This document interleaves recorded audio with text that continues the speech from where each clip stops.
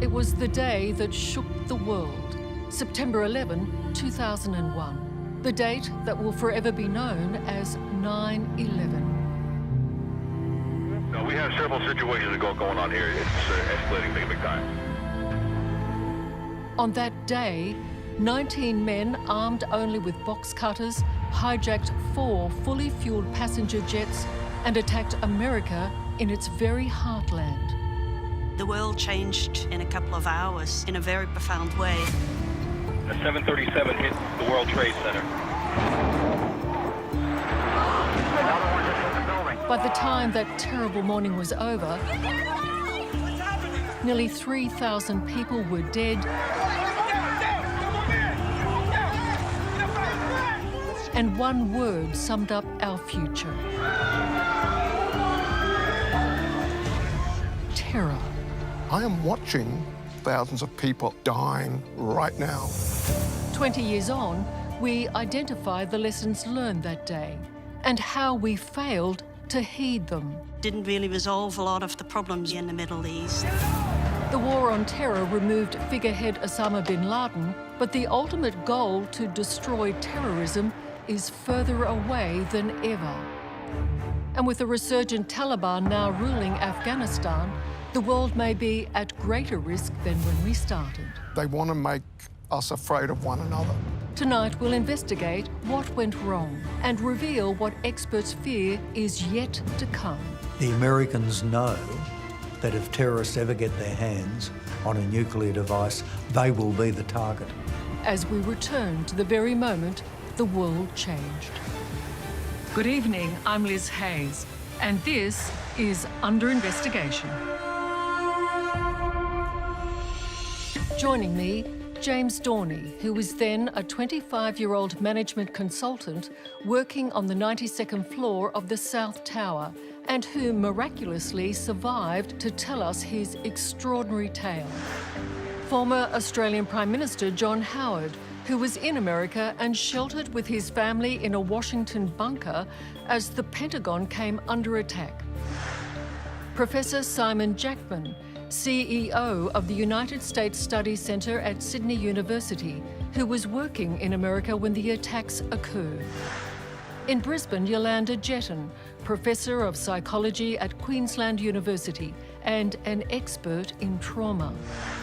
And from Canberra, Dr. Anne Alley, a counter-terrorism expert and Australia's first female Muslim member of federal parliament. Thank you very much for joining me. For those of us alive at the time, we all remember where we were on 9/11. It was late night in Australia.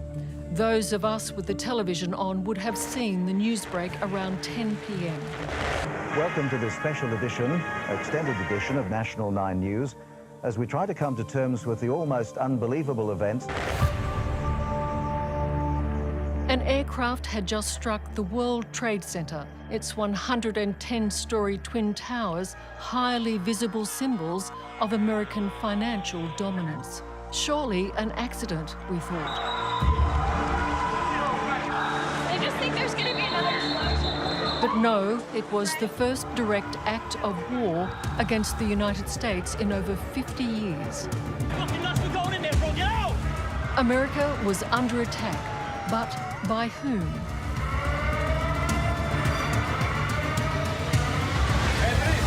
You okay?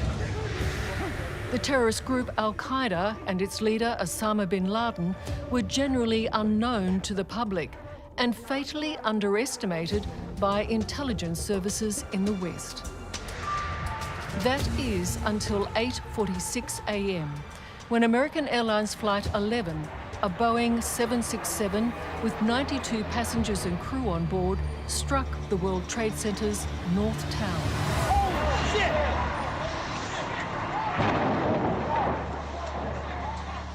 James Dorney had been working in New York for nearly 3 years and was at his desk on the 92nd floor of the South Tower. James, you were in the thick of it.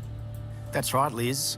My office was looking north, and I remember I got off the phone and I was looking straight at the building in front of me when it essentially exploded. So it happened right in front of my eyes. Basically, 10 floors exploding straight in front of me. And you had no idea at that point what that was? I never actually saw an aircraft, but an almighty explosion. The smoke, the flames.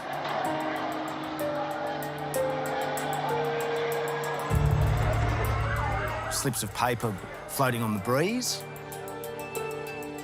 I assumed that a pipe had exploded. That's all I could come up with. But at that particular time, it was just mayhem.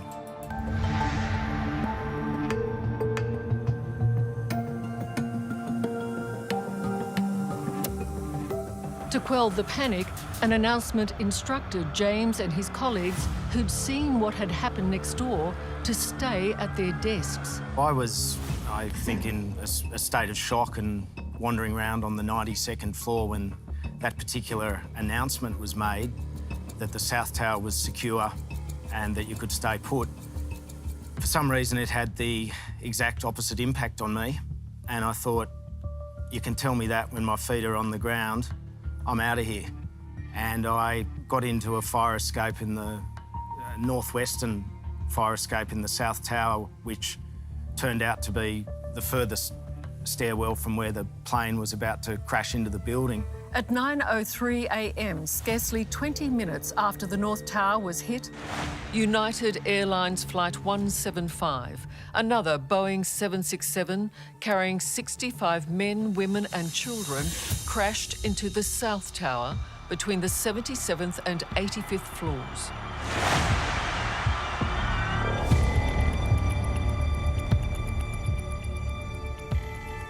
I wasn't too many floors down. I seem to recall I was at around the 70th floor when the next plane came crashing into the building.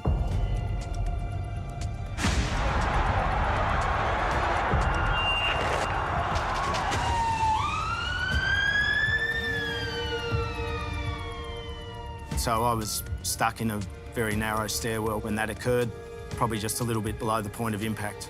But did you know that that was a plane? No idea. I didn't know for a long, long time what had happened. It looks like a movie. I saw a large plane, like a jet, go immediately headed directly into the World Trade Center.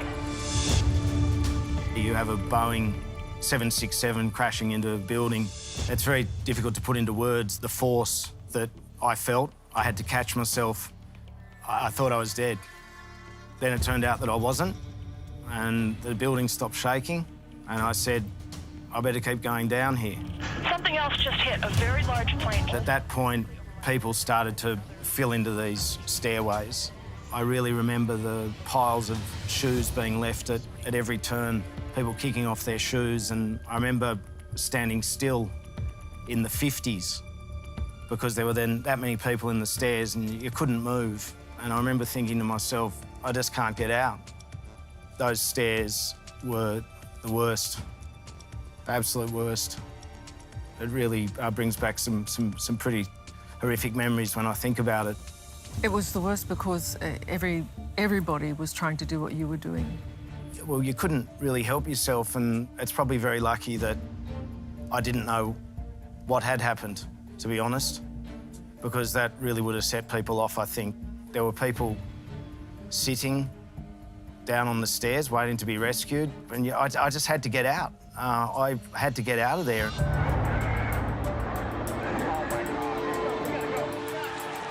Even while James Dorney and thousands of others trapped in the Twin Towers were still fighting for their lives, the terrible truth of the attack was sinking in. In Florida, President George Bush was visiting a class of second graders when his chief of staff interrupted. Bush was told of the attacks as TV cameras rolled. I walked up to him and leaned over and said, a second plane hit the second tower. America is under attack. And I think that's the day he really recognized the great burden of being president. Freedom itself was attacked this morning by a faceless coward. And freedom will be defended.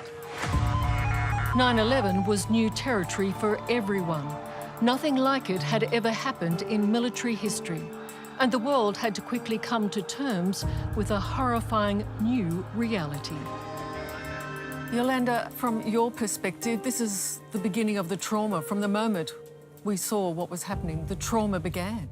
I guess what it actually did is that the world changed in a couple of hours in a very profound way, and I guess it really left us with the sense of what's next, or who are we going to become.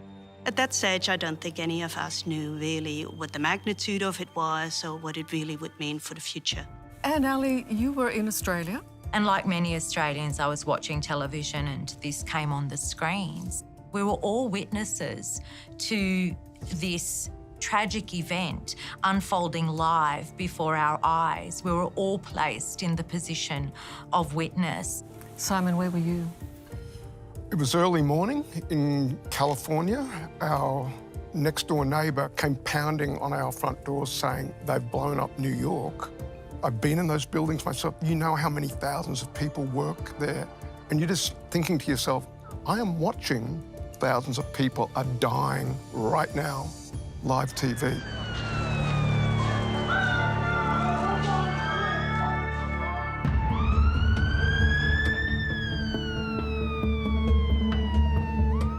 It was only 9:30 in the morning, but already hundreds of innocent people were dead, and the financial district of New York had become the first field of battle in a terrifying new war.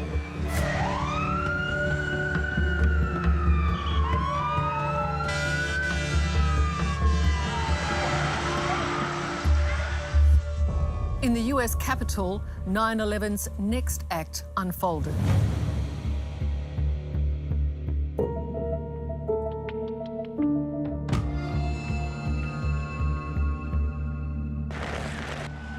Mike and Andrea, can you hear me? First of all, let me just first describe the scene. This is the west side of the Pentagon, the heliport side off of Washington Boulevard. At 9:37 a.m. Washington time, the shock and scale of the Al-Qaeda attack intensified. American Airlines Flight 77 plummeted into the Pentagon, piercing the heart of the US military. It was Osama bin Laden's ultimate humiliation of this superpower. All 64 people on board and 125 inside the building died. Folks, you gotta leave. Chaos gripped the Capitol. Turn around and walk it. Keep walking down. We gotta clear the park. The White House was evacuated, then the Capitol building. And in the midst of this escalating national crisis was our Prime Minister, John Howard. Could I just say how horrified I am at what I've just heard regarding what's happened in New York. It appears to be a most horrific, awful event that will obviously entail a very big loss of life. John Howard joins us now from lockdown in his Sydney home. You would remember that quite vividly, I would think, Mr. Howard. It was during that news conference that third plane slammed into the Pentagon. I went back to my room and within minutes, George Edwards, who was the head of my American security detail, said, "You're getting out of here." And I said, "What do you mean?" He said, "I haven't lost anybody yet and I don't intend to start today." This rarely seen footage captures the tense moments in which Mr. Howard was rushed to safety at the Australian Embassy, while authorities desperately tried to track down his wife and son. I wanted to know about my wife and eldest son, Tim. He and his mother were heading, in fact, towards Pentagon because they're going on a bit of a sightseeing visit. When they heard about what had happened, that changed very rapidly and they were directed to the bunker underneath the Australian Embassy in Pennsylvania Avenue. As the Howard sheltered in the bunker, outside the US military was in disarray. Its leaders in hiding, the Pentagon in flames. Well, it's not just a symbol. It's far more than a symbol. It's the central nervous system of the American military, where the Secretary of Defense works, the very top of the military leadership, the Joint Chiefs. The idea that that could be hit in the way it was and taken offline for a time at least, just a remarkable thing for people with box cutters to be able to pull off. Mr. Howard, this wasn't just any old building, was it? They'd struck the two great American symbols. The Twin Towers were a symbol of economic supremacy, and the Pentagon was a symbol of military supremacy.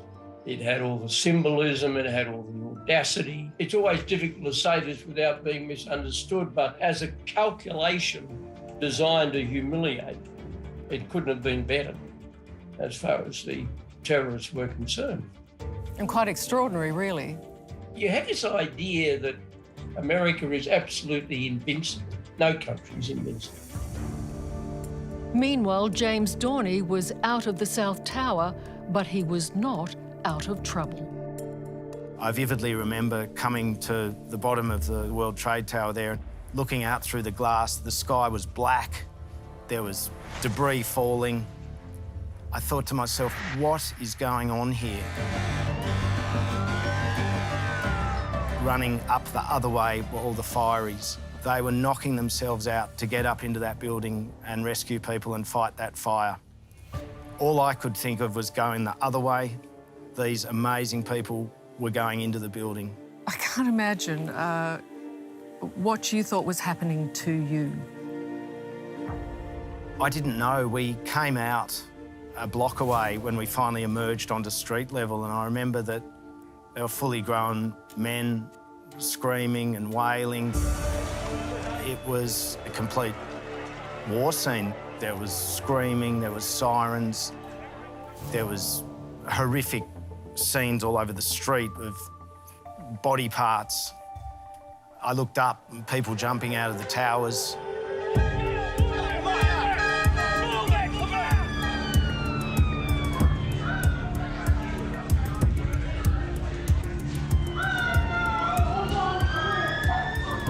Was like a scene out of hell, basically.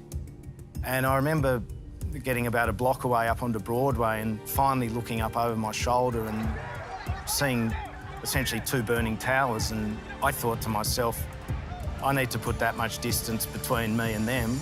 And I took off uptown, and it's just as well I did, because I hadn't been out very long when the South Tower fell down.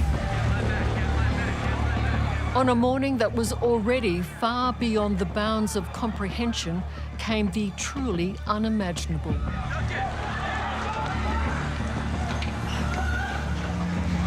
At 9:59 a.m., less than an hour after it had been attacked, the earth shook around the World Trade Center.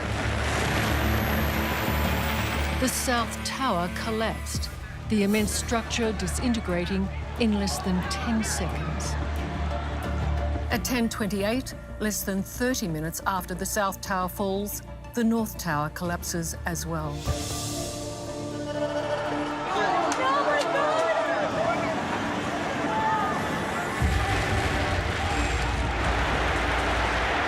In that moment, the Twin Towers cease to exist.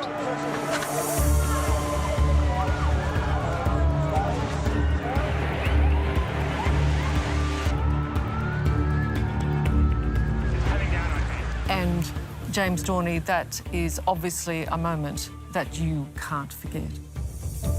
No, look, I'll never be able to forget that. Yeah, Mike! We were traumatised watching it. When you hear what James went through, it's unimaginable. Yeah, look, I think what James experienced is indeed a very deep personal trauma, and it is clearly life-changing. And at the same time, I also think that it's clear that this is a trauma, and it's a collective trauma. It resonates, doesn't it, in all of us? There is a little bit of that traumatic day in all of us. That's right. It represented American identity, you could say. And when that is possible, when you actually see on your screen that it's possible to destroy that in such a way, that goes quite deep, not just at a very personal level, but also at a very collective level. It affects societies and everyone in it.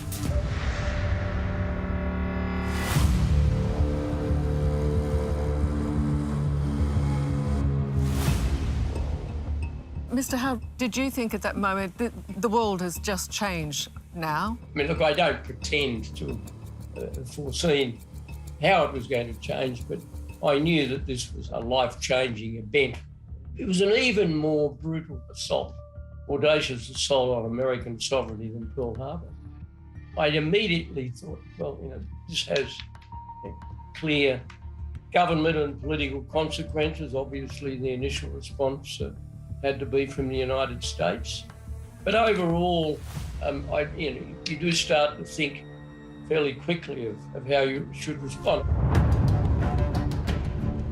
There is not anything recognizable of what were the two trade towers. Nothing. The aircraft crashed right through to the central courtyard, killing all 64 on board. Yeah, we're looking at these pictures here, which are just horrific. This looks like downtown Beirut a few years ago. With the destruction of the World Trade Center, nearly 3,000 people are killed.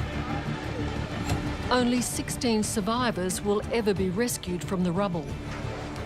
In the days that followed, Americans lived in constant fear of further attacks. Australia's intelligence chief at the time, ASIO boss Dennis Richardson, says this attack was a failure of the US and its allies to imagine the scale, effectiveness and ingenuity of their enemy. If you had have asked me to write down the 50 most likely terrorist challenges that we might have in 2001, I wouldn't have written that down.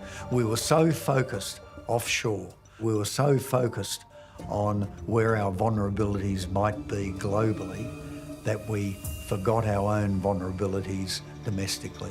The bottom line was that it was a failure of imagination. We all lacked imagination.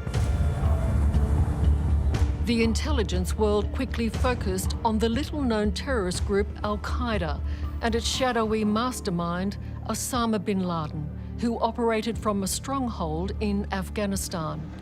This was an entirely new breed of enemy, one with no rules of engagement and whose weapon of choice was fear.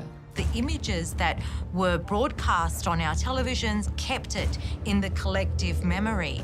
Part of terrorism is that surprise element, it's that media coverage, it's capturing the international imagination. Yes, it was very calculated. It was a very calculated move.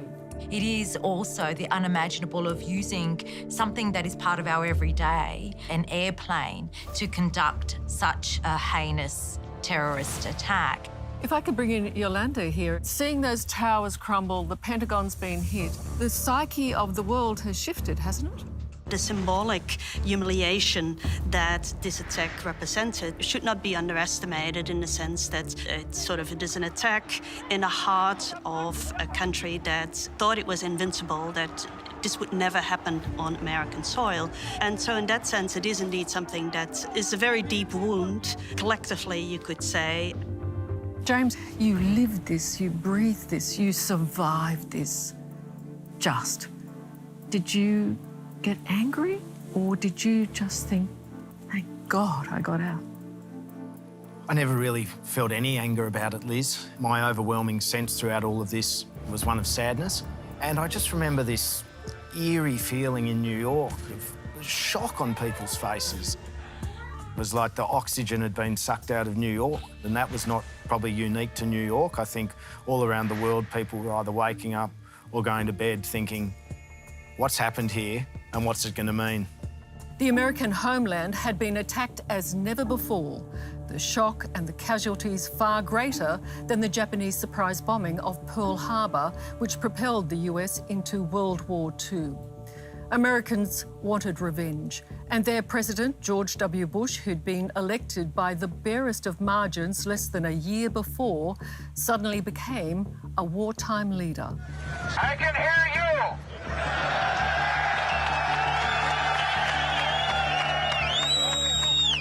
I can hear you, the rest of the world hears you, and the people who knocked these buildings down will hear all of us soon.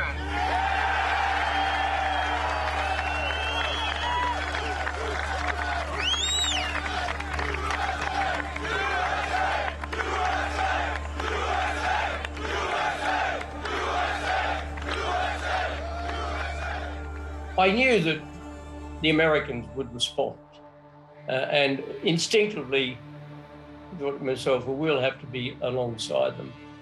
I did go to Congress that day on the Wednesday, and it was probably one of the most emotional moments I've had. I had as Prime Minister. The Chair wishes to acknowledge the presence of the Prime Minister. And then that afternoon, I said that we would stand beside the Americans in any response.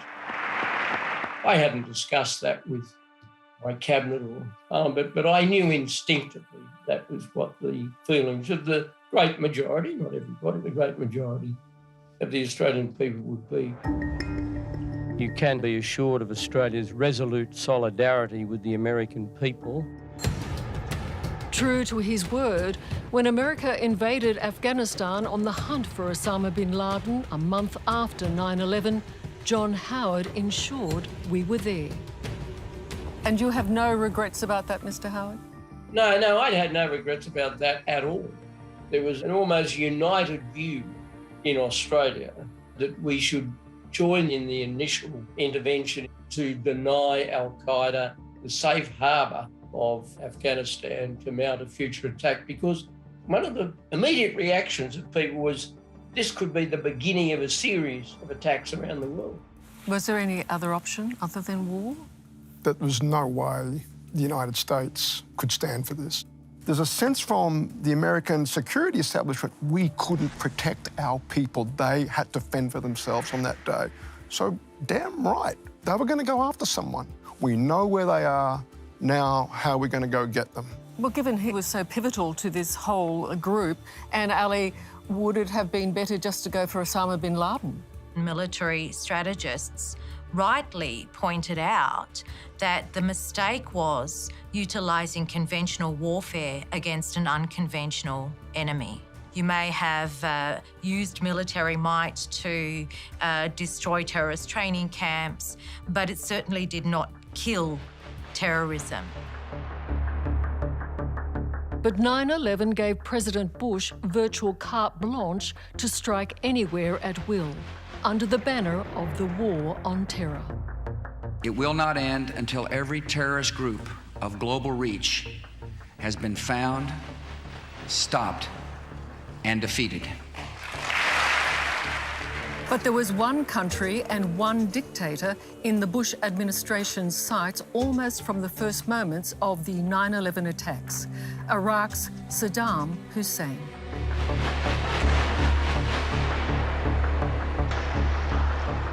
The invasion of Iraq was justified by intelligence reports that Saddam was stockpiling nuclear weapons and that he could pass them to the terrorists. Only after Australia joined the invading forces did we discover Iraq's so-called weapons of mass destruction did not exist.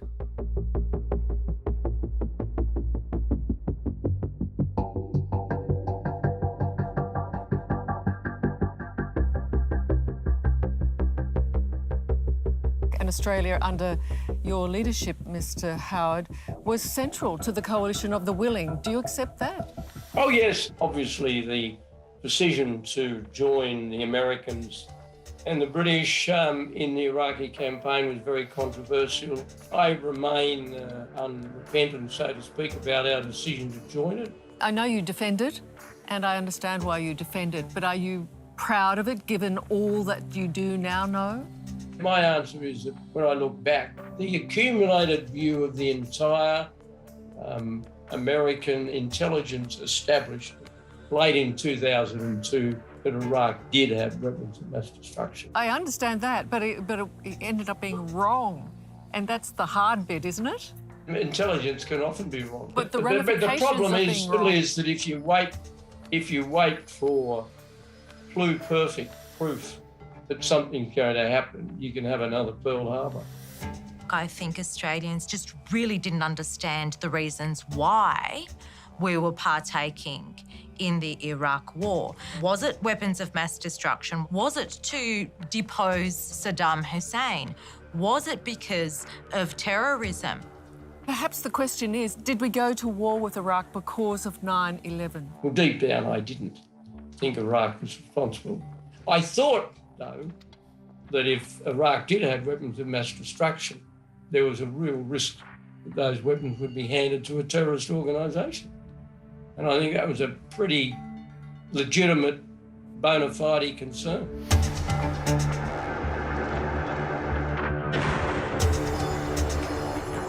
The lessons of 9/11 were proving hard and costly. Even when Iraq's stockpiles of WMDs proved to be non-existent, the war went on regardless.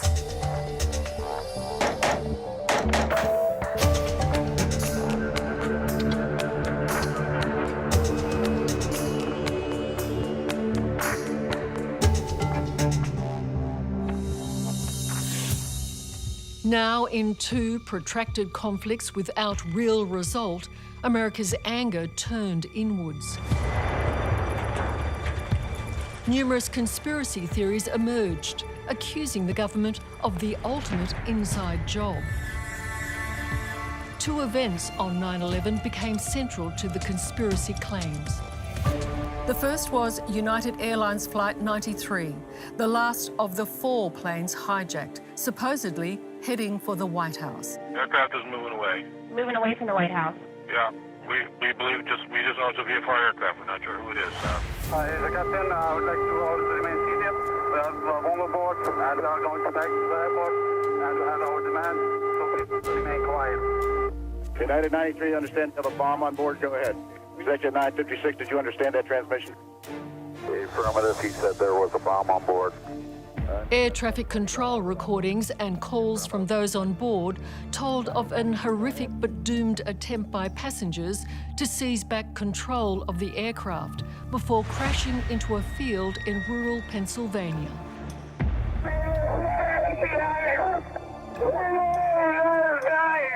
Did you hear screaming? Yes, I did. But despite all the evidence, conspiracy theories began to circulate that the jet had been shot down by US forces. Then a second event occurred amidst the devastation of the Twin Towers in New York, when another building that formed part of the World Trade Center complex, known as Tower 7, suddenly and without warning collapsed hours after the attack. We're going to roll that tape for you. This is World Trade number 7 collapsing. Its 47 floors disintegrated almost in free fall, taking less than 6 seconds. Conspiracy theorists claim Tower 7 was brought down deliberately by a controlled demolition, an allegation backed by a group of 3,400 building professionals called Architects and Engineers for 9/11 Truth. The leader of the group is Richard Gage. The truth about 9/11 is a wake-up call for all of us. The explosive evidence and eyewitness testimony reveals to us not only controlled demolition, but a massive false flag operation, a massive series of lies from our government. Well, I spoke to Jonathan Barnett, CEO of Basic Expert and one of the world's leading fire structural engineers. Barnett was an expert witness in the US government's central investigation into the collapse of the Twin Towers and gave evidence to the US Congress. In all the investigations, and you said you looked deliberately, any evidence for a controlled demolition, what would you have needed to have found? We would have looked for steel that had been pre-cut. We would have looked for steel that had been damaged in an explosion, which is different than steel that's been damaged from the forces induced by a falling building. We found nothing. And if you'd seen a conspiracy, you would have called it out. Of course we would have. And it's something that all of us were strongly dedicated to, finding the truth. Barnett's team also established the complex preparation that would be needed for a controlled demolition in a building like Tower 7. That kind of work doesn't happen in an hour or two. It takes many days, and in some buildings, weeks to do. Well, none of that happened on Tower 7.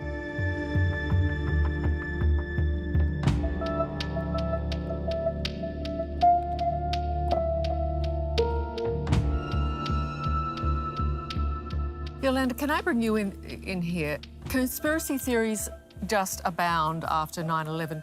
What happens? What's going on that people with high intellect, expertise decide something fishy is going on.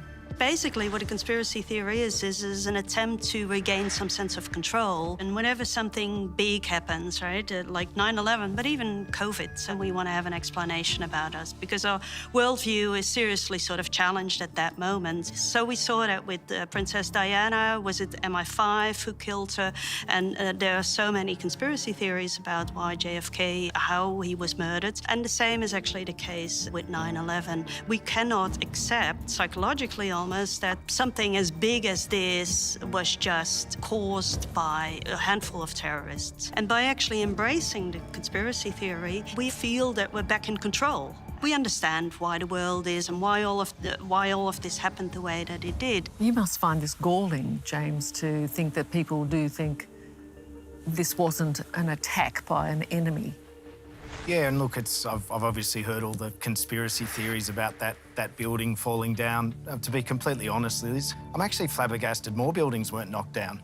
I'm surprised that anything was left standing within 10 blocks of the joint. I mean, for 20 years now, I've had people that didn't happen, it was an inside job. Well, I'm sorry, but I'm here to tell you that it did happen. While conspiracy theorists muddied the waters, world leaders were struggling to contain a far more divisive backlash against the Muslim community. As our Prime Minister, Mr. Howard, spoke to Parliament about the attacks immediately after returning to Australia and said this. And I say to my fellow Australians of Islamic faith or of Middle Eastern descent, I extend to you the hand of friendship. You are part of our great society. You are part of the fabric of the great, decent, freedom-loving, fair-minded Australian nation. And they are as entitled to share my outrage and my sorrow and my anger and my sadness as are others within our community, Mr. Speaker. Because wouldn't it be a terrible, tragic, obscene irony if in responding, however we do it as individuals or as nations, in responding to these terrible terrorist attacks, we forsook the very things that we believed had been assaulted that last Tuesday in New York. I can sense that it's one of those things that you deeply regret that's come from this, that Muslims have suffered terribly, unnecessarily as a result. In no way did I want the Muslims of Australia to be made scapegoats for this. And Ali, the backlash, that affected you personally? Very much so. I'm not visibly Muslim. I don't wear the hijab, but I'd been going to this coffee shop. And then one morning after 9/11, I had a necklace on and someone behind the counter said, "Oh, are you Muslim?" And the barista whom I was on first name terms with heard that and looked at me and said, "What do you think about 9/11 and innocent people getting killed?" I said, "Well, I abhor violence against innocent people everywhere." And he said, "Good." And then as I was walking out of the coffee shop, he yelled out, "Look out, everybody, she's a Muslim, she's going to bomb us all." And the whole coffee shop just went silent. It was just shocking. And I went up, sat in the toilet and cried into my coffee cup. That was my response. Well, and it was precisely the intent. They want to make us afraid of one another. But that was precisely one of the goals of the attacks, was to enrage. It was to bring on this apocalyptic sort of contest. And the challenge for the West was to resist that. Yeah. The challenge for the West was to reach for the higher ground. James, did you have a feeling about who had done this? Did you develop a feeling about Muslims, for example? No, not at all. I grew up in Australia, proud multicultural society. It's very easy to get angry and go looking for something to scapegoat. And my view has always been to try and rise above that. And I think if that's a very important place to be, or else it consumes you. You can't let that happen.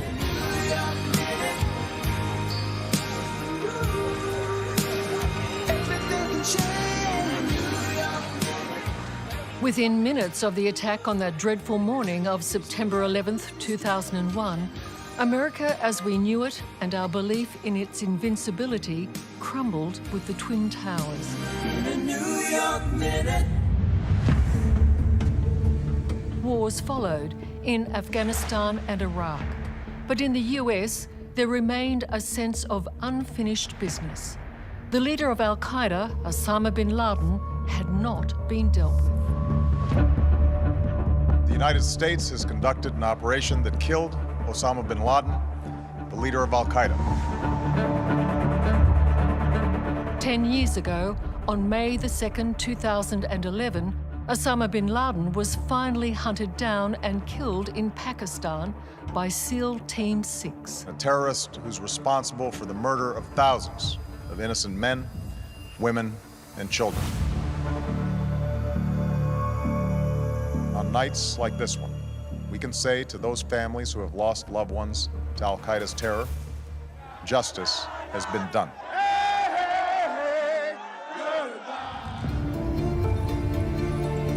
Tragically, any benefits the coalition forces battled to bring to Afghanistan are being obliterated as we speak.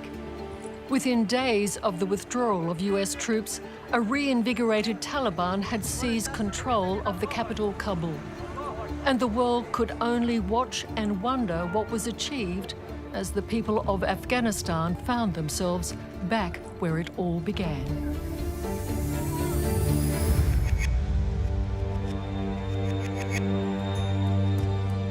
If you've lived through one thing you won't do is fail to imagine the possibility of another. And indeed, it's important to think beyond another 9/11. Among the lessons, the stark warning that for everything that has happened in the 20 years since 9/11, something like that terrible day, according to the experts, will happen again. The Americans know that if terrorists ever get their hands on a nuclear device, they will be the target. And it's important for us to understand that terrorists will use whatever weaponry they can to cause maximum destruction and death. They're chilling words. Mr. Howard, what do you think are the lessons we can take from 9/11? I mean, we are as a nation united behind certain values, and that's the most important thing about our country, our common values. And it's the thing that binds us to the United States. But more than anything else, we have the same values. And values are more important than trade, they're more important than economic systems, they're more important than anything else. And we've got to hold on to them very tightly. I find it unfortunate that it led to lots of actions, and regardless of whether they were effective or not in sort of the fight against terrorism, it led to a lot of hardship. It didn't really resolve a lot of the problems really in the Middle East. Anne Ali? Terrorists are opportunists. Much like many criminals, they will exploit weaknesses and vulnerabilities. Individuals can be inspired to carry out a terrorist attack with extremely low-tech weapons, a car, a knife. And then we also have the very real prospect of cyber terrorism. So I think that terrorism has changed, and the way in which we respond to terrorism also needs to change. I would point out that after 9/11, there hasn't been a 9/11. And why is that? Because the US, using its intelligence tools primarily, made it a very dangerous thing to be a leader of a global terrorist organization.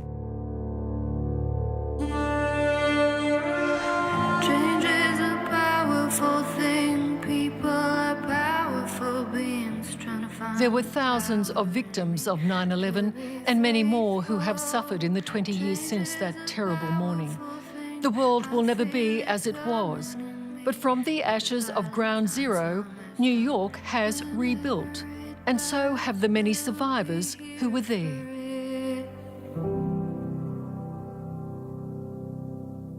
In one sense, Liz, 20 years seems a long, long time ago to me, but on the other hand, it just feels like yesterday.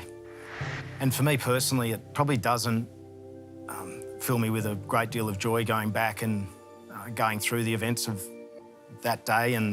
But I think at this time it's really important that the story is told, because I don't want this to be shots on a television screen. There's a human side to this, of which I'm a very small part. And I think one of the themes that's washed through today is that everybody has a role to play to ensure that these type of things don't happen again in the future. And that is my very firm hope.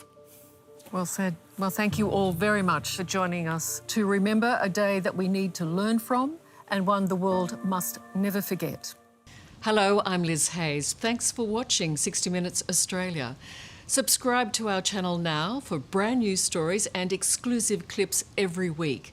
And don't miss out on our extra minutes segments and full episodes of 60 Minutes on 9now.com.au and the 9Now app.